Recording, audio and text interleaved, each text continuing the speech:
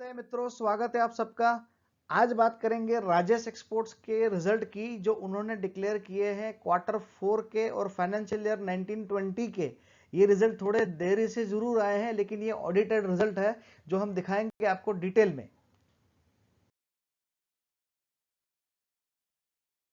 मित्रों, इस कंपनी का एक छोटा सा परिचय तो बनता ही है, क्योंकि ये उतनी फेमस नहीं है जितनी कि रिलायंस है या HDFC बैंक है। उतनी ग्लैमरस नहीं है, लेकिन ये कंपनी उतनी ही बड़ी है।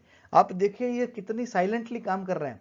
इनका अगर बारे में छोटा सा परिचय देना हो तो कुछ ऐसा है कि ये एक गोल्ड की रिटेलर है इंडिया के अंदर, जो रिफाइन करती है, डिजाइन करती है और सेल करती है गोल्ड और उसकी ज्वेलरी। जो कंपनी जो है वो फॉर्च्यून 500 की 2019 के लिस्ट में 495th रैंक की कंपनी है। तो आप अंदाजा लगा सकते हैं कि कितनी बड़ी कंपनी है। और रेवेन्यू के हिसाब से ये 2019 में इंडिया की 8वीं सबसे बड़ी कंपनी थी। ठीक है, ये राजेश मेहता उनके एग्जीक्यूटिव चेयरमैन है और इनकी मेन प्रोडक्ट जैसा बताया गोल्ड और उसकी ज्वेलरी है। कुछ और डिटेल में दिया है। इसका हेडक्वार्टर जो है वो बेंगलोर में है। Only company in the world with presence across the entire value chain. मतलब ये रिफाइनिंग से लेके रिटेलिंग तक, गोल्ड को रिफाइन करना, फिर उसकी प्रोसेसिंग करना, उसका गोल्ड बनाना, उसकी ज्वेलरी बनाना और उसको बेचना, तो ये सारी वैल्यू चेन के अंदर काम करने वाली एकमात्र कंपनी है दुनिया की। ये लार्जेस्ट प्रोसेसर ऑफ गोल्ड भी है पूरे वर्ल्ड के अंदर। REL जो है राजेश एक्सपोर्टर, जो दुनिया के अंदर जितना भी गोल्ड प्रोड्यूस होता है उसका 35% गोल्ड जो है ये कंपनी अकेले उसको प्रोसेस करती है। तो आप समझिए कि ये कितनी बड़ी कंपनी है और उसका स्केल ऑफ वर्क कितना बड़ा है। पूरी दुनिया का जो गोल्ड प्रोड्यूस होता है उसका 35% ये लोग प्रोसेस करते हैं। तो ये काफी बड़ी कंपनी है।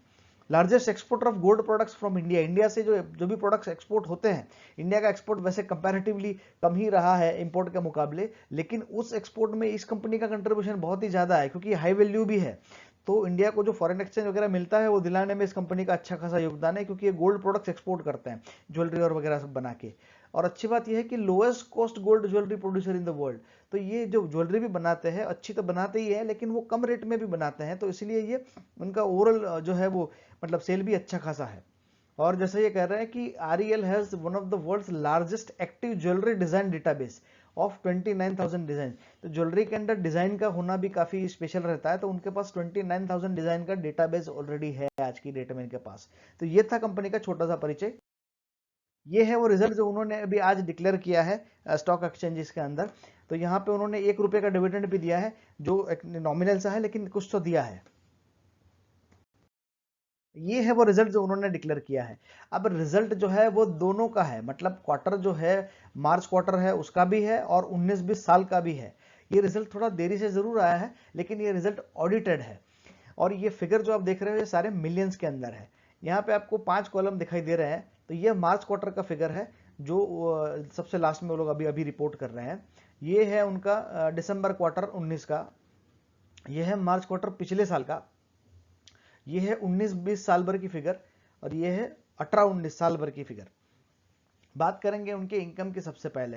तो इनकम से हमको समझ में आएगा कि कितना लार्ज स्केल इनका बिजनेस है। इनकी 47,554 करोड़ का इनकम हुआ है। 47,554 करोड़ रुपए की इनकम इनकी हुई है, जो पिछले उस क्वार्टर जो था दिसंबर में वो 40,601 करोड़ की थी। तो यहाँ पे उनकी इनकम जो है वो बढ़ती हुई दिखाई दे रही है, जैसा कि हम यहाँ पे देख पा रहे हैं।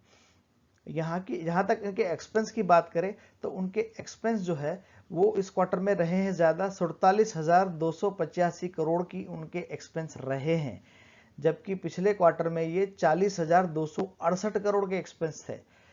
ठीक है, तो दोनों के बीच का डिफरेंस जो है वो है इनका ग्रॉस प्रॉफिट। तो ये ग्रॉस प्रॉफिट उनका थोड़ा सा कम होता हुआ दिखाई दे रहा है, क्योंकि एक्सपेंस यहाँ इनके काफी ज्यादा हुए। इनकम बढ़ी है यहाँ से, लेकिन एक्सपेंस भी प्रोपोर्शनेटली बड़ा है। तो ये देखिए 269 करोड़ का उनको जो है वो ग्रॉस प्रॉफिट हुआ है, 269 करोड़ का। अगर पिछले क्वार्टर की उनकी बात करें तो उनको 332 करोड़ का प्रॉफिट हुआ था, नेट प्रॉफिट। ठीक है, और यहां हम बात अगर करें उनके जो साल भर के फिगर की, तो साल भर का जो उन्होंने ग्रॉस प्रॉफिट रिपोर्ट किया है वो है 1261 करोड़। 1261 करोड़ का उन्होंने ग्रॉस प्रॉफिट रिपोर्ट किया था, जो पिछले साल में अगर से कंपेयर करेंगे तो वो 13,45 करोड़ का था। तो उनकी इनकम जो नेट ग्रॉस प्रॉफिट जो है वो 1345 रहा जो पिछले साल में था। इस साल में ये 1261 रहा था। थोड़ी सी यहाँ पे उनके ग्रॉस प्रॉफिट में गिरावट देखने को मिल रही है। अगर हम बात करें उनके नेट प्रॉफिट की, तो इस क्वार्टर में थोड़ा सा उनको टैक्स क्रेडिट के चलते इनकम थोड़ी सी इनकी बढ़ी है, तो उनका नेट प्रॉफिट जो रहा वो 271 करोड़ का रहा। राजेश एक्सपोर्ट्स का Q1 का नेट प्रॉफिट रहा 271 करोड़, जो पिछले क्वार्टर में मतलब दिसंबर क्वार्टर में था 316 करोड़। तो यहाँ पे जैसा कि हम देख पा रहे हैं कि उनके क्वार्टर में जो प्रॉफिट में है वो गिरावट आई है, करीब करीब 45 करोड़ की उनके प्रॉफिट में जो है वो गिरावट आई है, जैसा कि हम यहाँ पे देख पा रहे हैं। पिछले साल वाले क्वार्टर से अगर कंपेयर करेंगे उनका, तो यहाँ पे 262 करोड़ का नेट प्रॉफिट था, तो उसके हिसाब से पिछले साल वाले क्वार्टर से ये रिजल्ट बेटर लग रहा है। अगर ईयर ऑन ईयर रिजल्ट की बात करें तो उनको 1205 करोड़ का नेट प्रॉफिट हुआ है, जो पिछले साल में 1292 करोड़ का था। तो ये यहाँ पे आप देख पा रहे हैं कि थोड़ा सा इनके जो प्रॉफिट में है, नेट प्रॉफिट में यहाँ पे हम देख पा रहे हैं कि 87 करोड़ का उनको जो है वो कटौती आई है। अर्निंग पर शेयर की बात करें तो 9 रुपये 20 पैसे का अर्निंग पर शेयर रहा है उनका मार्च क्वार्टर का, और अगर साल भर की बात करें तो 40 रुपये 84 पैसे का उनका जो है वो साल भर का उनका अर्निंग पर शेयर रहा, जो पिछले साल वाले से थोड़ा सा कम है। पिछले साल में ये 43.77 के आसपास का था। तो यहाँ पे मोटा मोटा 3 रुपये प्रति शेयर की गिरावट देखने को मिल रही है उनके जो है वो बिजनेस के अंदर। हालांकि कुछ कुछ ये कोरोना के चलते भी एट्रीब्यूट कर सकते हैं, क्योंकि एक्सपोर्ट का इनका काफ़ी सारा बिजनेस था और कोरोना के चलते एक्सपोर्ट का उनका मेन बिजनेस है। और कोरोना अगर आप लास्ट क्वार्टर देखोगे तो ये क्वार्टर के रिजल्ट शायद इसलिए भी खराब है, क्योंकि कोरोना के चलते भी उनके इनकम में यहाँ पे थोड़ी सी गिरावट हमको नेट प्रॉफिट में भी थोड़ी सी देखने को मिल रही है।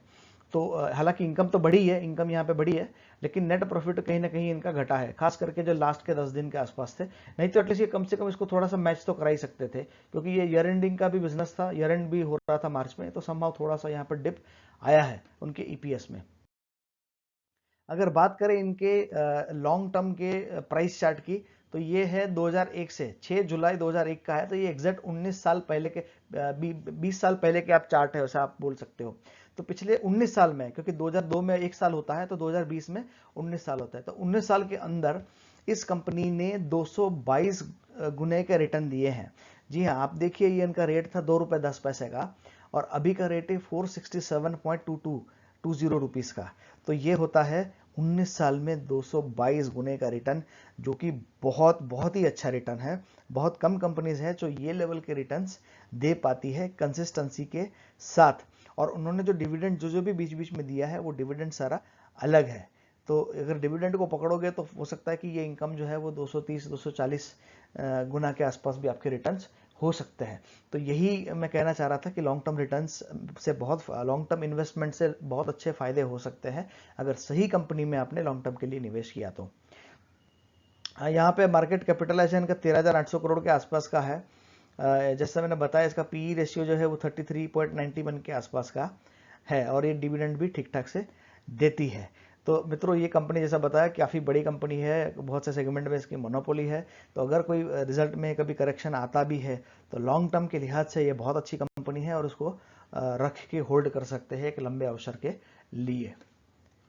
तो यहीं पे वीडियो समाप्त करेंगे। ये वीडियो आपको कैसा लगा हमें ज़रूर बताएं। अगर आपको अच्छा लगा हो तो चैनल को सब्सक्राइब करें, वीडियो को लाइक करें और शेयर करें। वीडियो देखने के लिए आपका बहुत बहुत धन्यवाद।